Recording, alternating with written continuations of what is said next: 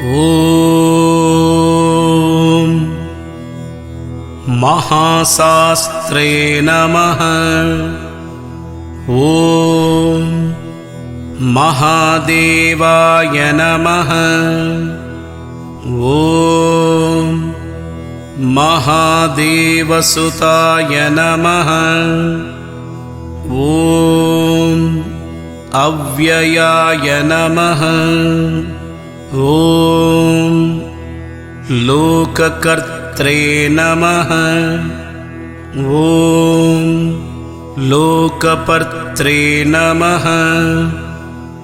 ॐ लोकहर्त्रे नमः। ॐ परात्पराय नमः।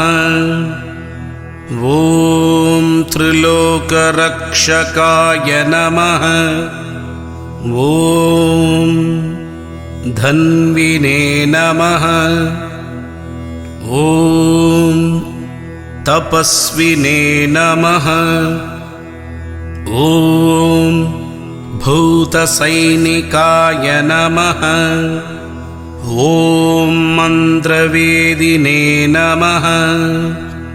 ॐ महावेदिने नमः। ॐ मारुताय नमः। ॐ जगदीश्वराय नमः।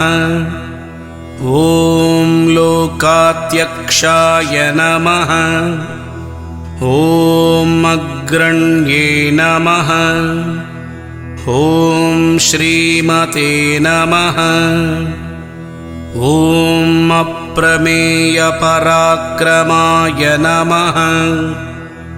ॐ सिंहारूढाय नमः।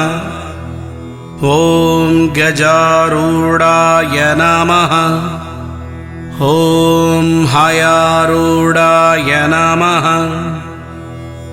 ॐ महेश्वराय नमः।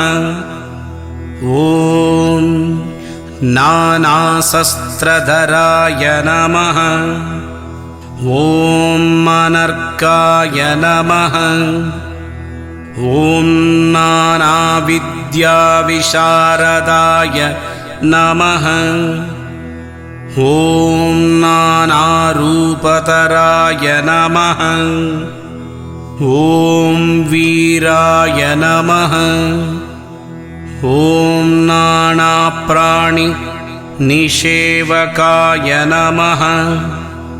ॐ भूदेशाय नमः। ॐ भूतिताय नमः। ॐ पृथ्याय नमः। ॐ भुजङ्गपर्णोत्तमाय नमः। ॐ इक्षुधन्विने नमः। ॐ पुष्पपाणाय नमः। ॐ महारूपाय नमः। ॐ महाप्रभवे नमः। ॐ मायादेवीसुताय नमः। ॐ मान्याय नमः। ॐ महागुणाय नमः। ॐ महानीदाय नमः। ॐ महाशैवाय नमः।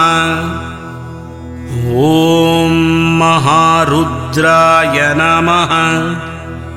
ॐ वैष्णवाय नमः। ॐ विष्णुपूजकाय नमः। ॐ विघ्नेशाय नमः।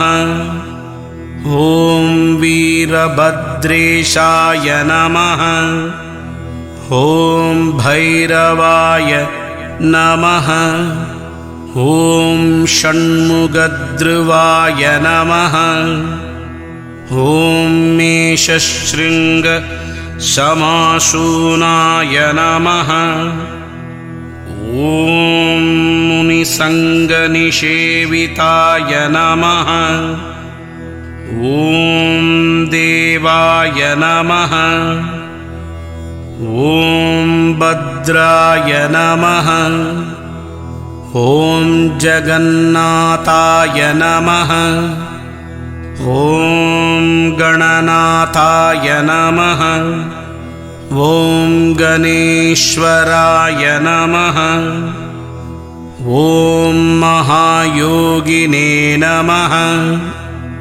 ॐ महामायिने नमः। ॐ महाज्ञानिने नमः। ॐ महास्थिराय नमः। ॐ देवशास्त्रे नमः। ॐ भूतशास्त्रे नमः। ॐ भीमहास पराक्रमाय नमः। ॐ नागहाराय नमः। ॐ नागकेशाय नमः। ॐ व्योमकेशाय नमः। ॐ सनातनाय नमः। ॐ सुगुणाय नमः। ॐ निर्गुणाय नमः। ॐ नित्याय नमः। ॐ नित्यदृप्ताय नमः। ॐ निराश्रयाय नमः। ॐ गणाधीशाय नमः। ॐ चतुःषष्टिकलामयाय नमः। ॐ ऋग्यजुस्सामथर्वरूपिणे नमः। ॐ मल्लिकासुरभञ्जनाय नमः। ॐ त्रिमूर्तये नमः। ॐ दैत्यमदनाय नमः। ॐ प्रकृतये नमः। ॐ पुरुषोत्तमाय नमः। ॐ कालज्ञानिने नमः। ॐ महाज्ञानिने नमः। ॐ कामदाय नमः। ॐ कमलेक्षणाय नमः। ॐ कल्पवृक्षाय नमः। ॐ महावृक्षाय नमः। ॐ विद्यावृक्षाय नमः। ॐ विभूदिताय नमः। ॐ संसारतापविच्छेत्रे नमः।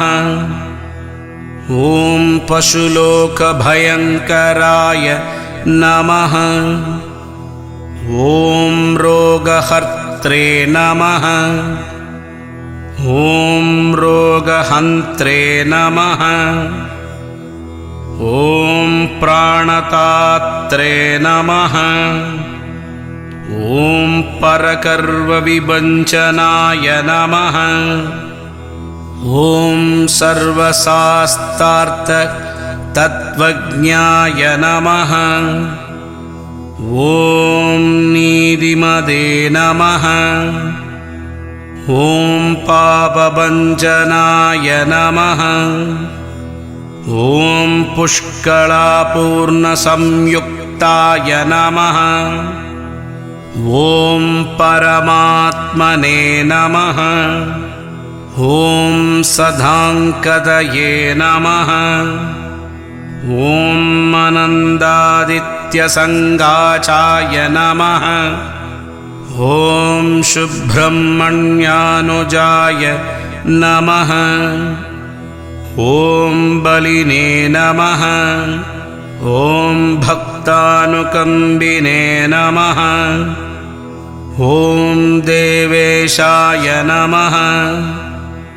ॐ भगवते नमः। ॐ भक्तवत्सलाय नमः।